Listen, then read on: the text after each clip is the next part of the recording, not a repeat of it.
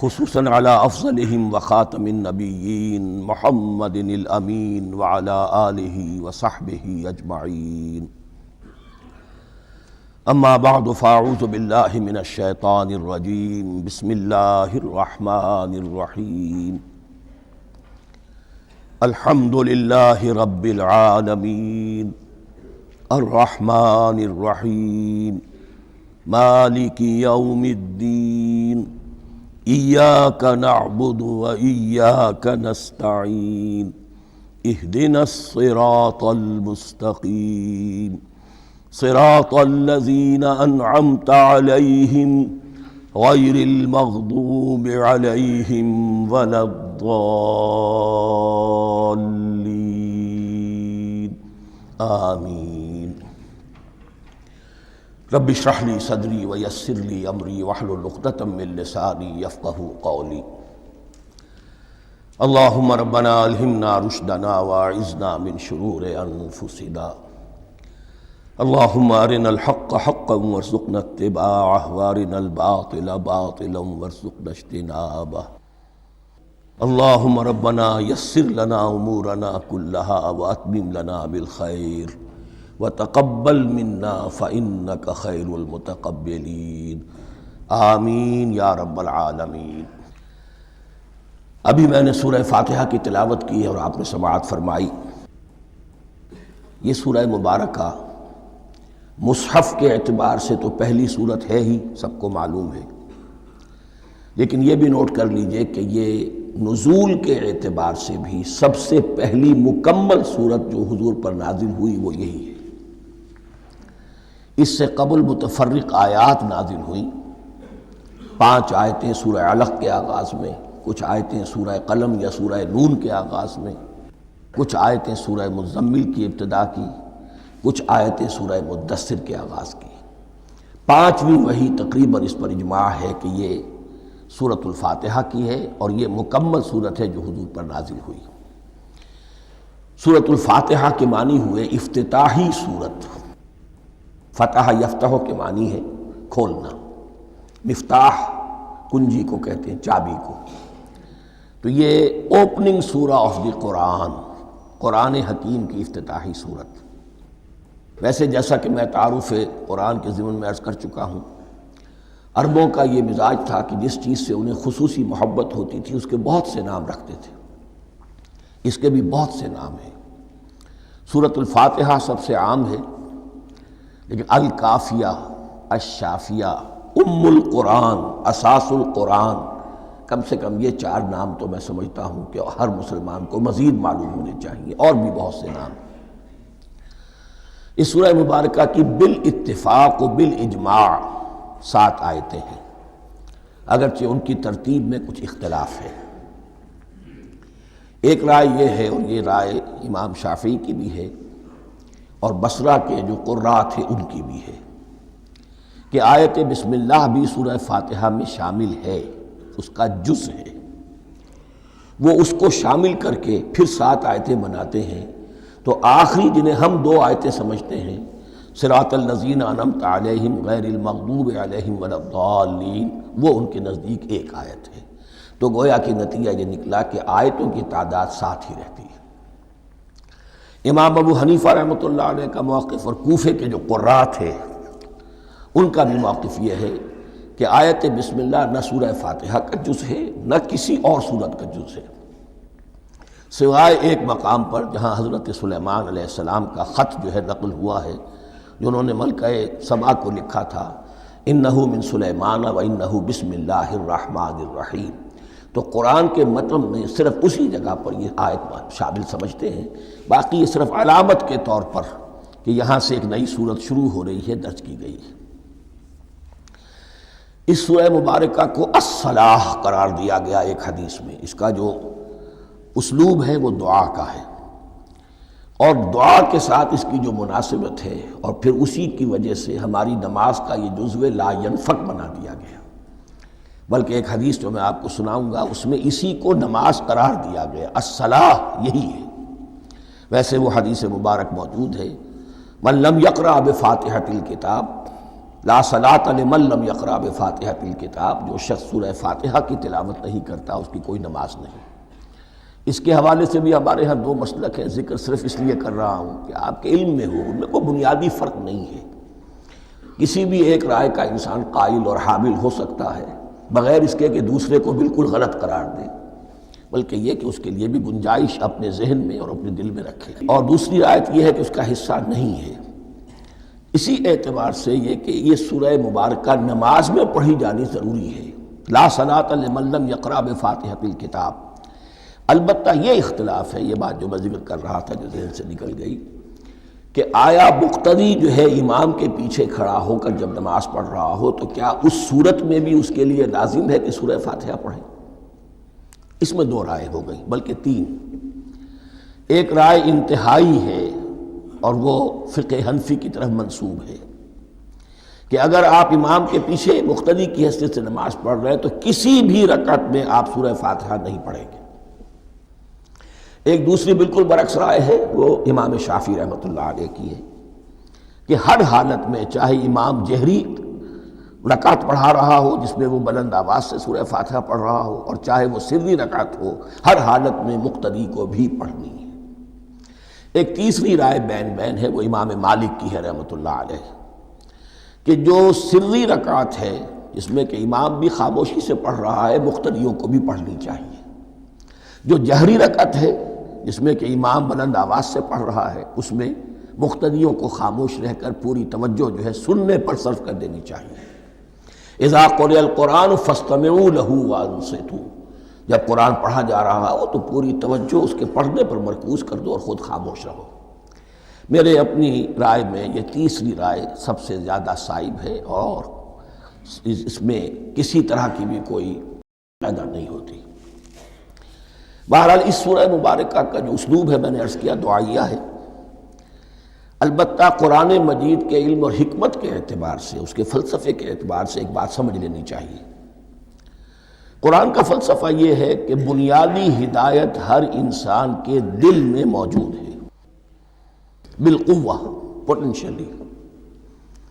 یہ جو قرآن مجید یا اللہ کی کتابیں نازل ہوتی ہیں یہ انہیں ایکٹیویٹ کرتی ہیں، وہ اندر کی جو ڈورمنٹ کانشسنس ہے، خوابیدہ شعور جو ہے اسے بیدار کر کے، اور پھر یہ کہ اسے اجاگر کرتی ہیں۔ ہر سلیم الفطرت انسان اور سلیم العقل انسان، دو سلامتی شرط ہیں۔ سلیم الفطرت، نیچر پرورٹڈ نہ ہو، فطرت مسخ نہ ہو گئی ہو، عقل سلیم ہو۔ ان دونوں چیزوں کا نتیجہ یہ نکلتا ہے کہ وہ انسان از خود، بغیر کسی وحی کی رہنمائی کے، بغیر کسی نبی کی تعلیم کے سے استفادہ کیے ہوئے، از خود بھی کچھ حقائق تک پہنچ جاتا ہے۔ اور وہ حقائق کیا ہیں؟ نمبر ایک یہ کہ اس کائنات کا ایک خالق ہے اور وہ ایک ہے، اور وہ تمام صفات کمال سے متصف ہے۔ نمبر دو یہ کہ انسان کی زندگی صرف یہ زندگی نہیں ہے، بلکہ ایک اور زندگی ہے کہ جس میں اس زندگی کے اعمال کے نتائج برآمد ہوں گے۔ یہ دو باتیں، اس کی زیادہ وضاحت کے ساتھ جو ہے اس کا تذکرہ آئے گا سورہ لقمان میں، جہاں حضرت لقمان کی شخصیت کا تذکرہ ہے۔ لیکن یہاں صرف یہ بات سمجھ لیجئے کہ قرآن کا فلسفہ یہ ہے کہ ہر انسان میں، ہر فرد نوع بشر میں جو اپنی ولادت کے وقت مسلم ہوتا ہے، حضور کی حدیث ہے کل مولود یولد علی الفطرہ ابواہ یحودانہ او ینصرانہ او یمجسانہ، ہر بچہ نوع انسانی کا فطرت اسلام پر پیدا ہوتا ہے، وہ فطرت کے اندر وہ ہدایت ودیت ہے۔ اب اگر وہ فطرت بس نہیں ہوئی اور عقل جو ہے وہ صحیح رخ پر کام کر رہی ہے تو ان دو حقائق تک وہ انسان خود پہنچ جائے گا۔ لیکن ان دونوں حقائق تک پہنچنے کے بعد اب وہ دست بستہ دعا کرے گا کہ اے رب اب مزید ہدایت تو مجھے عطا فرما۔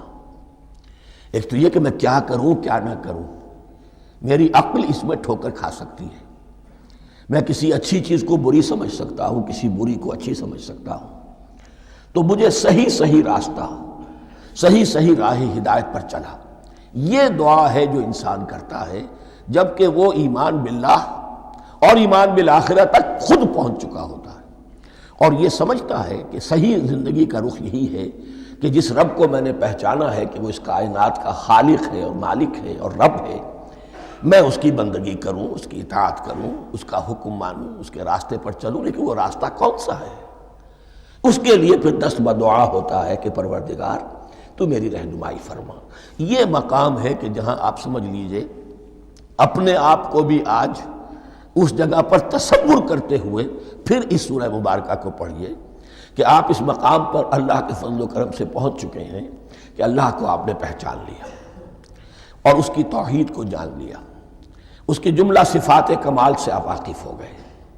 آپ یہ بھی وہ جان گئے کہ مر کر اس کے حضور میں حاضر ہونا ہے اور وہ حساب کتاب لے گا۔ پھر آپ نے یہ عہد بھی کر لیا کہ اب زندگی گزارنی ہے اس رب کی بندگی میں، اسی کی فرما برداری میں۔ اب یہاں کھڑے ہو کر آپ پوچھتے ہیں کہ اللہ مجھے وہ تفصیلی ہدایت عطا فرما، ایسا نہ ہو کہ کبھی میں کسی پر چلتا ہوا کسی پگڈنڈی پر مڑ جاؤں اور وہ تھوڑی سی جو ڈیوییشن ہو میرے راستے کی وہ میری عاقبت کو برباد کر دے۔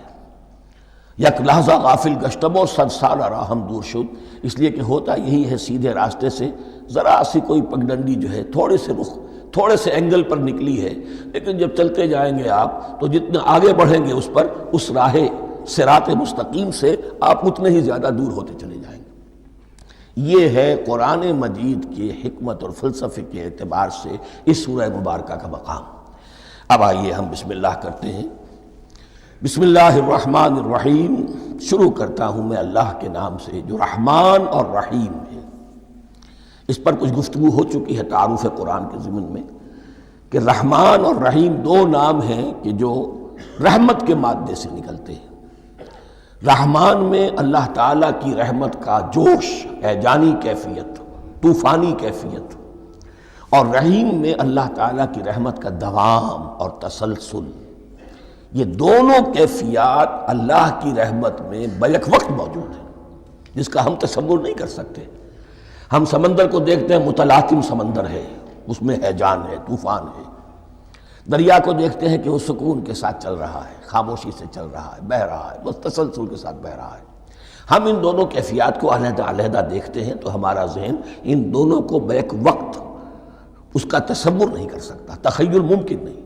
لیکن اللہ کی رحمت کی یہ دونوں شانیں مستقلاً ہر وقت موجود ہیں بیک وقت، اسی لیے ان دونوں کے درمیان کہیں حرف عطف نہیں آئے گا۔ بسم اللہ الرحمن الرحیم، الحمدللہ رب العالمین۔ کل حمد، اور حمد کو ذہن میں رکھ لیجئے، حمد مساوی ہے تعریف جمع شکر۔ عام طور پر ترجموں میں ایک لفظ لایا جاتا ہے، کل تعریف اللہ کے لیے، یہ کافی نہیں ہے۔ تعریف آپ کسی شے کی کر سکتے ہیں جس میں کوئی حسن ہے، خوبی ہے، کسی بھی اعتبار سے، خواہ آپ کو اس کے حسن و خوبی سے کوئی فائدہ حاصل نہیں ہو رہا۔ ایک پھول ہے، بہت خوبصورت ہے، بس ٹھیک ہے، خوبصورت ہے، آپ نے کہا، تعریف کر دی۔ شکر کرتے ہیں آپ اس شے کا جس سے آپ کو کوئی فائدہ پہنچا ہو، استفادہ ہوا ہو، آپ کی کوئی ضرورت پوری ہوئی ہو، آپ کی کوئی مشکل رفع ہوئی ہو۔ اور آپ دیکھیں گے کہ حمد میں یہ شکر کا پہلو غالب ہے۔ جتنی بھی دعائیں ہیں حضور سے منقول، شکر کے مقام پر وہاں حمد آتا ہے۔ بھوک لگی ہوئی تھی، کھانا کھایا، الحمدللہ الذی اطعمنی وسقانی۔ اب یہاں دیکھیے ترجمہ تعریف نہیں، شکر ہے اس اللہ کا جس نے مجھے کھلایا اور پلایا۔ آپ بیت الخلاء سے باہر آئے، نجاستیں آپ سے دور ہو گئیں، طبیعت میں انشراح ہوا، الحمدللہ الذی اذھب عنی الاذی وعافانی۔ وہ شکر ہے اس اللہ کا جس نے اذیت بخش چیزیں مجھ سے دور کر دیں اور مجھے عافیت بخشی۔ تو یہ الحمدللہ رب العالمین، اللہ تعالیٰ کا حسن و کمال اور حسن و جمال اپنی جگہ بھی اس انتہا کا ہے کہ جتنی تعریف اس کا حق ہے ہم کر ہی نہیں سکتے، لیکن اس کے احسانات اور انعامات ہم پر اتنے ہیں کہ ہم ان کو بھی گن نہیں سکتے۔ لہٰذا ایک ہی احصاء ہم نے کر دیا الف لام کے ساتھ، الحمدللہ رب العالمین۔ تمام تعریفیں اور کل شکر اللہ کے لیے ہیں کہ جو تمام جہانوں کا پروردگار ہے، رب ہے، مالک ہے۔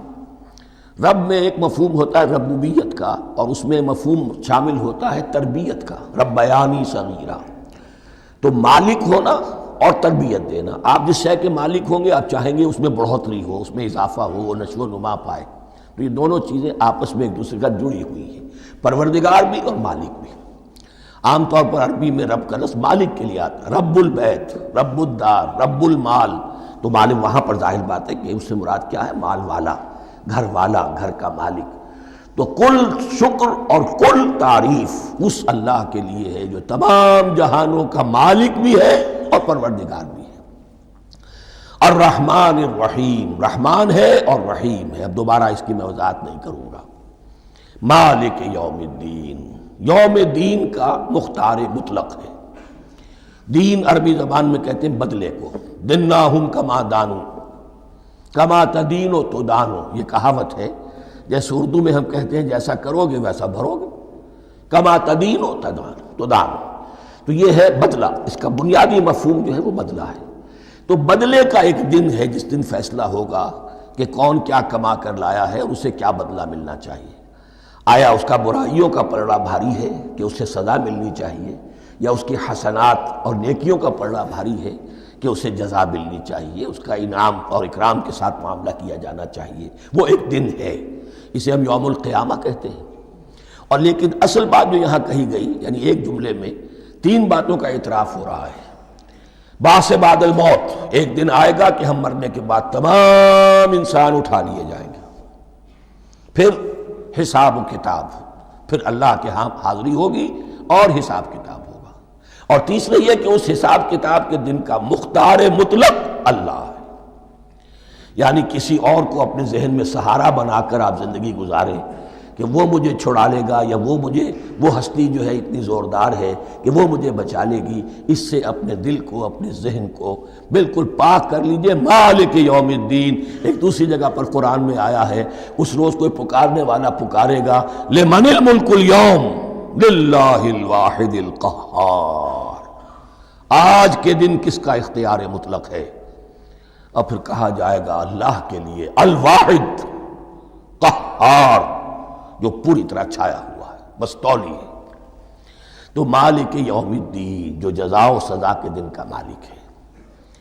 اب یہاں سے کلام ایک رخ بدل رہا ہے۔ ابھی تک تو یہ غائبانہ انداز میں کلام ہو رہا ہے، اللہ سے خطاب نہیں آیا اس میں ابھی۔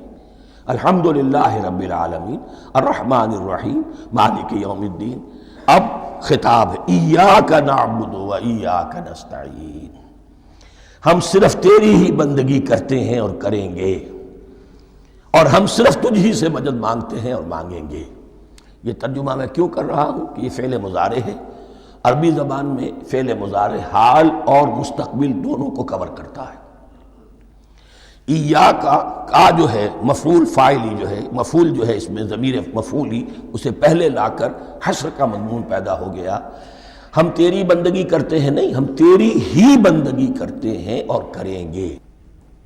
حال میں ترجمہ کیجئے تو یہ اظہار حال ہے، اور مستقبل میں ترجمہ کیجئے تو یہ ایک عہد ہے، قول و قرار ہے، بہت بڑا معاہدہ ہے۔ وَإِيَّاكَ نَسْتَعِينُ، اور صرف تجھ ہی سے مدد مانگتے ہیں اور مانگیں گے۔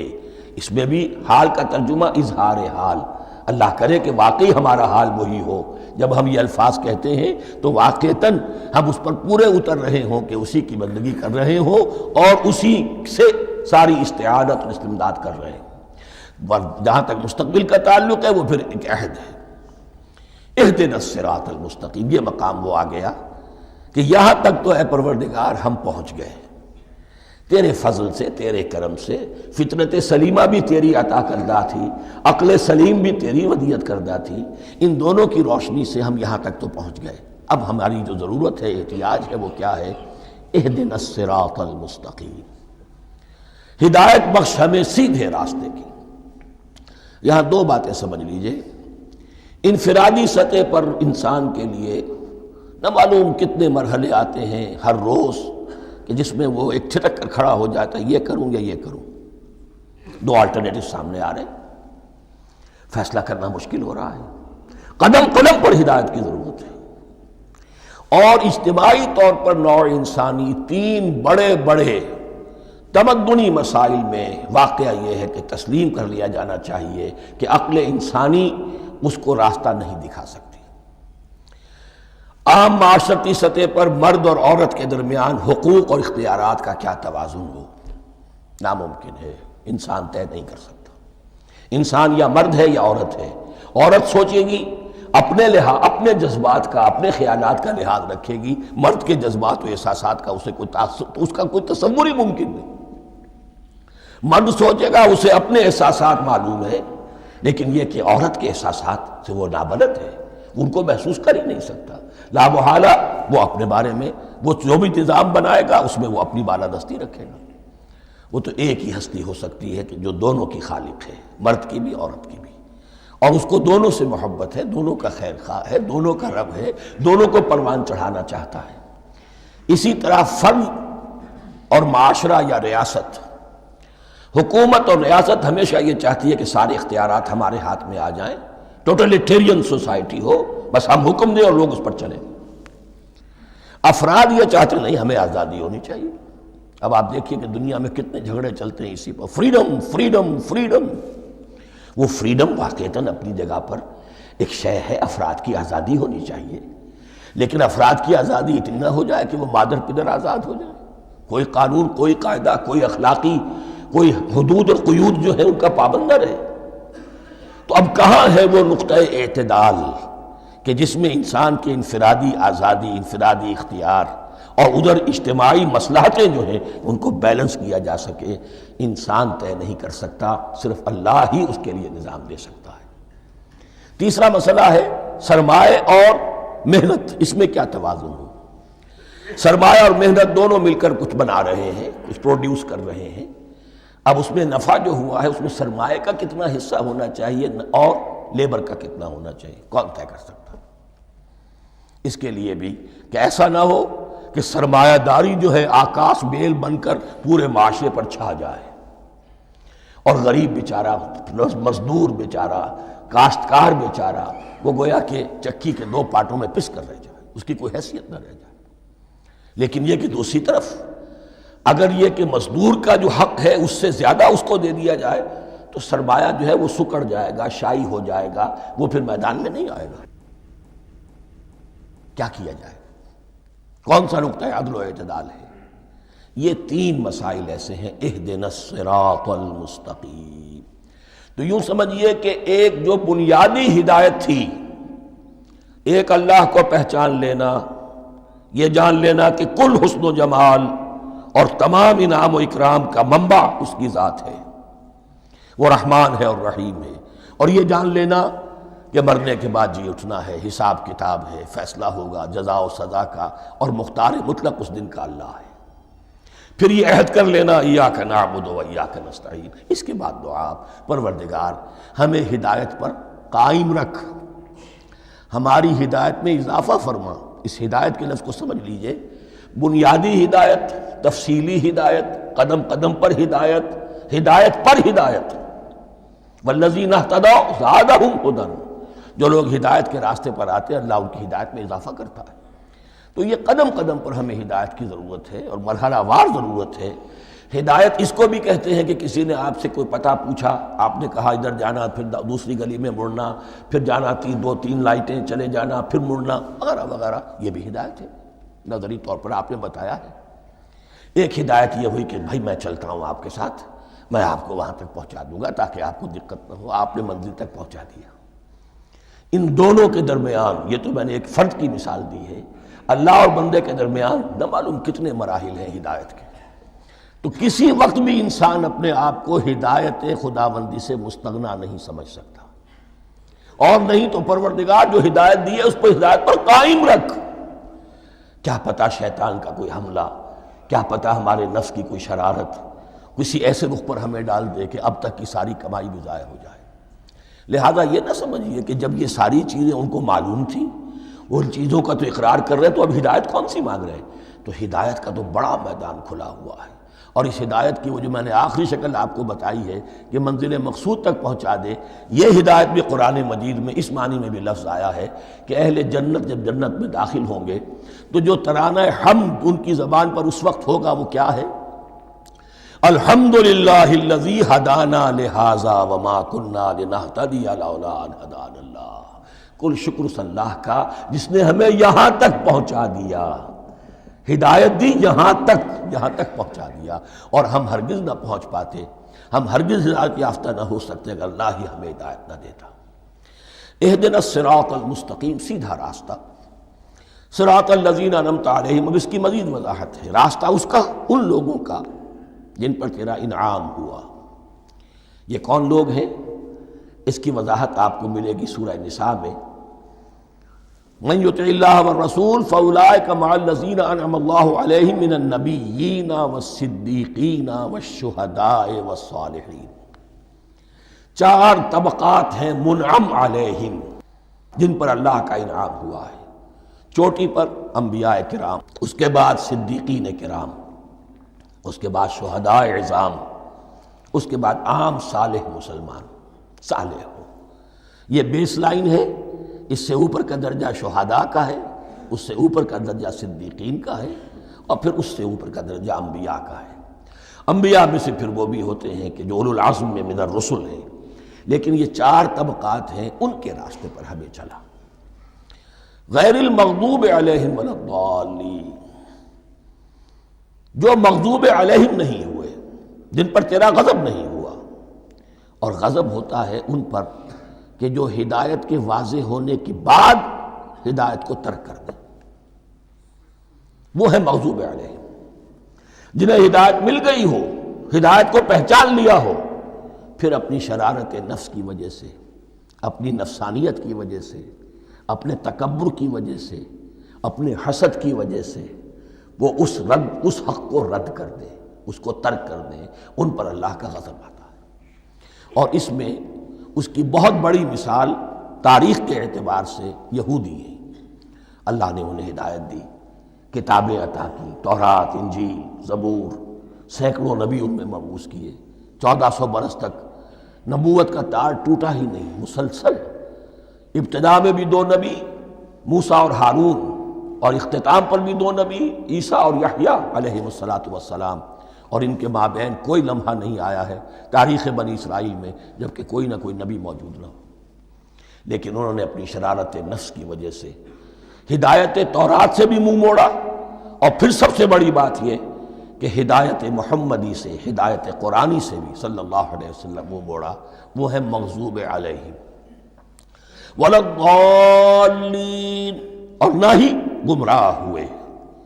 یہ لفظ جو آتا ہے عربی زبان میں گمراہ کا بھی ہے اور تلاش حق میں بھٹکنے والے کا بھی ہے۔ ایک وہ شخص ہے جس پر حق ابھی واضح نہیں ہوا، وہ تلاش میں ہے، اس کے لیے بھی ضال کا لفظ آئے گا۔ اسی طرح کوئی شخص کسی کے عشق اور محبت میں ایسا ہو جائے، دیوانہ ہو جائے، اس کو بھی ضال کہتے ہیں، یعنی اس کے اوپر جذبات کا اتنا غلبہ ہو گیا ہے کسی کی محبت اور عشق کی بنا پر۔ تو حضور کے لیے یہ لفظ آیا ہے وَوَجَدَكَ ضَالًّا فَهَدَىٰ، اور یہ تو سورۃ الضحیٰ ہے، اکثر بیشتر لوگوں کو یاد ہوگی۔ تو یہ جو ضال کا لفظ ہے، اس میں سمجھ لیجئے ضروری نہیں ہے کہ وہ گمراہ ہو، بلکہ وہ بھی کہ جو ابھی راہ ہدایت کی طلب میں، اس کے حصول کے لیے اس کی تلاش میں کوشاں ہیں، اور وہ بھی کہ جو کسی مغالطے کی وجہ سے حق سے منحرف ہو جائے۔ یہ بھی جان لیجئے کہ ایک ہے بدنیتی، تکبر، حسد، حق کو جان کر پہچان کر رد کر دینا یا چھوڑ دینا یا ترک کر دینا۔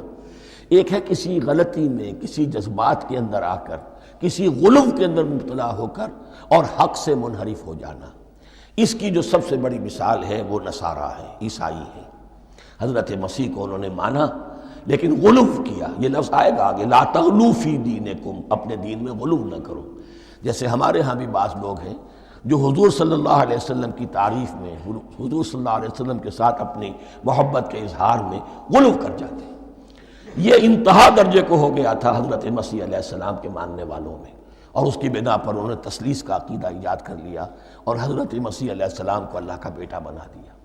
تو اس کی سب سے بڑی مثال ضالین کی اس اعتبار سے کہ ہدایت پانے کے بعد کسی بدنیتی سے نہیں بلکہ کسی اچھے جذبے میں غلو کی وجہ سے، رسول سے محبت کرنا تو اچھا جذبہ ہے، لیکن یہ محبت بھی ایک حد میں رہنی چاہیے۔ غلو کرے گی تو ظاہر بات ہے کہ اس کے بعد وہ گمراہی کی طرف لے جائے گی۔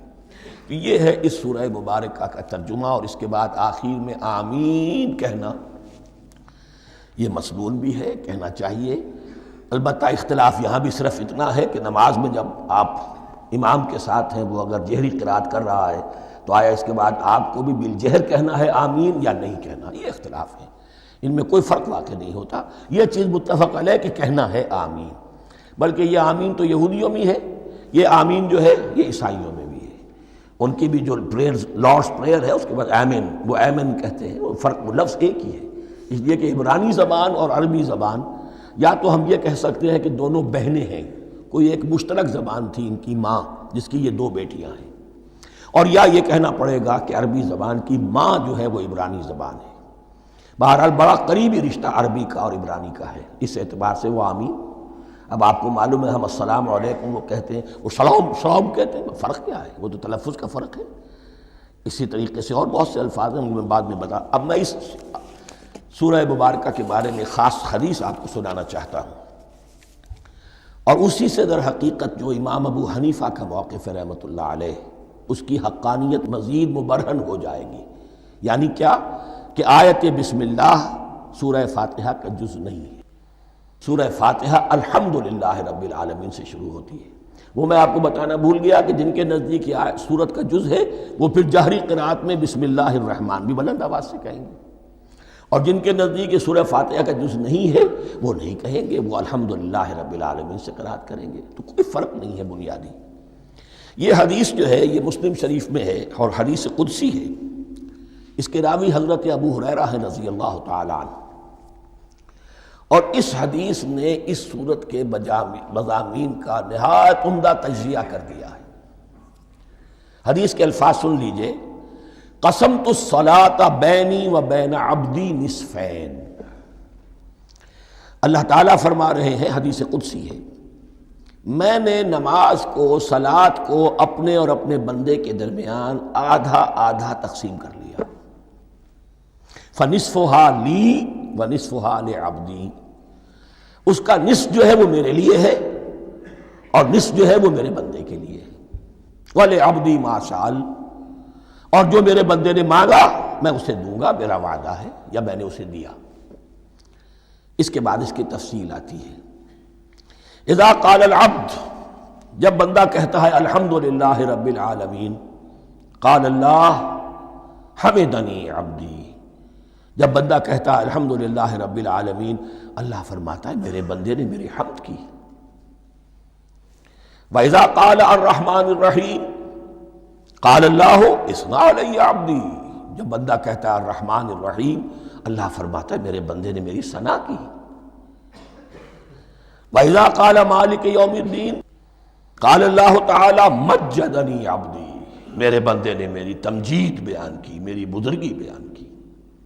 اب یہ تین آیتیں ہو گئیں، تینوں میں اللہ کی حمد ہے، ثنا ہے، تمجید ہے، یہ تین آیتیں خالص اللہ کے لیے ہو گئیں۔ اب چوتھی آیت آئی، ایاک نعبد و ایاک نستعین، اس کے بارے میں جب بندہ کہتا ہے اذا قال العبد ایاک نعبد و ایاک نستعین، قال اللہ تعالی ھذا ما بینی و بین عبدی ولعبدی ما سأل، یہ میرے اور میرے بندے کے درمیان ہے۔ یہ تو یوں سمجھئے کہ یہ گرہ لگ گئی ہے میرے اور میرے بندے کے مابین، اس نے مجھ سے قول و قرار کیا ہے، اس نے میری بندگی کا اعتراف کیا ہے، اس نے تسلیم کیا ہے کہ میری ہی بندگی کرتا ہے اور کرے گا، اور مجھ سے مدد چاہیے ہے۔ ھذا ما بینی و بین عبدی، یہ معاہدہ ہے، معاہدہ دو فریقوں کے مابین ہوتا، یہ میرے اور میرے بندے کے مابین ہے۔ وَلِعَبْدِي مَا سَأَلَ، اور میں نے اپنے بندے کو دیا جو اس نے مانگا، وہ میری مدد چاہتا ہے، میری مدد اس کے شامل حال رہے گی۔ فَإِذَا قَالَ، اور جب بندہ کہتا ہے اهْدِنَا الصِّرَاطَ الْمُسْتَقِيمَ صِرَاطَ الَّذِينَ أَنْعَمْتَ عَلَيْهِمْ غَيْرِ الْمَغْضُوبِ عَلَيْهِمْ وَلَا الضَّالِّينَ، قَالَ اللَّهُ تَعَالَى هَذَا لِعَبْدِي وَلِعَبْدِي مَا سَأَلَ، یہ تین آیتیں یہ میرے بندے کے لیے، اهْدِنَا الصِّرَاطَ الْمُسْتَقِيمَ، اسی صراط مستقیم کی وضاحت ہے مثبت، صراط الذین انعمت علیہم، اسی صراط المستقیم کی وضاحت ہے منفی انداز میں، غیر المغضوب علیہم ولا الضالین۔ یہ سب میرے بندے کے لیے ہے اور میں نے اپنے بندے کو دیا جو اس نے مانگا۔ اس کو میں نے ایک مرتبہ یہ ترازو کی شکل میں اس کو لکھوایا تھا۔ دیکھیے یہ ایاک نعبد و ایاک نستعین، یہ ہے وہ ترازی کی وہ ڈنڈ، واو جو ہے ایاک نعبد و ایاک نستعین، واو جو ہے گویا کہ وہ مٹھ ہے جس سے کہ ترازو کو پکڑا جاتا ہے۔ ادھر ایک پلڑا ہے جس کی 3 آیتیں ہیں، الحمدللہ رب العالمین، الرحمن الرحیم، مالک یوم الدین۔ اس کا نتیجہ کیا نکلا؟ ایاک نعبد۔ آپ نے شاید یہ سنا بھی ہو، ایک بہت ہی عمدہ قرات کا جو ریکارڈ ہے قاری عبدالباسط عبدالصمد کا، وہ یہیں سے چل کر سورہ فاتحہ کی قرات کر کے ایاک نعبد پر آ کر رکتا ہے۔ الحمدللہ رب العالمین الرحمن الرحیم مالک یوم الدین ایاک نعبد۔ گویا کہ یہاں یہ صورت بالکل ہاف ہو گئی ہے۔ 3 آیتوں میں اللہ کی حمد ہے، ثنا ہے، تمجید ہے، جس کا نتیجہ ہم تیری ہی بندگی کرتے ہیں، تیری ہی اطاعت کریں گے۔ لیکن اب اس کے بعد سوال ایاک نستعین، اسی کی جو استعانت کیا درکار ہے ہمیں؟ ہدایت۔ ہدایت سب سے بڑی استعانت ہے، ہدایت ہی تو سب سے بڑی مدد ہے۔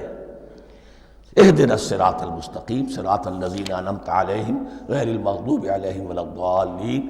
یہ ایاک نستعین کے حکم کے ساتھ یہ 3 آیتیں آ گئیں، اہدنا الصراط المستقیم صراط الذین انعمت علیہم غیر المغضوب علیہم ولا الضالین۔ قسمت الصلاۃ بینی و بین عبدی نصفین فنصفها لی ونصفها لعبدی ولعبدی ما سأل۔ اللہ تعالیٰ اس سورہ فاتحہ کا جو اصل مفہوم ہے وہ بھی ہمارے ذہنوں پر، ہمارے شعور کی سطح پر اسے اجاگر کیے رکھے، ہمیں توفیق دے کہ جب بھی پڑھیں، جب بھی سنیں تو وہ کیفیت اگر ہو جائے۔ اس لیے کہ ایک حدیث ہے کہ الصلاۃ معراج المومنین، نماز تو اہل ایمان کے حق میں معراج کے درجے میں ہے۔ اس حوالے سے ہم یہ سمجھ سکتے ہیں کہ کوئی وقت ایسا آ سکتا ہے کہ انسان کو واقعتاً، روح انسانی واقعتاً اللہ کے یہ جواب سنے۔ انہونی بات نہیں ہے، ہوتا ہے خطاب آخر، اٹھتا ہے حجاب آخر، کرتے ہیں خطاب آخر، یہ تو ہوتا ہے۔ مخاطبہ الہی، یہ تو میں نے عرض کیا کہ ثابت ہے، مخاطبہ، محادث اور تحدیث، اللہ بندوں سے کلام کرتا ہے۔